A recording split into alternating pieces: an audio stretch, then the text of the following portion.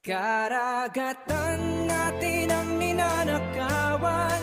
Kaya bang gumising bago tayo maubusan? Karapatan natin ay ipaglalaban.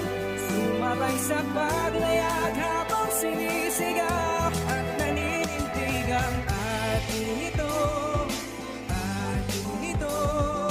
Atin ito.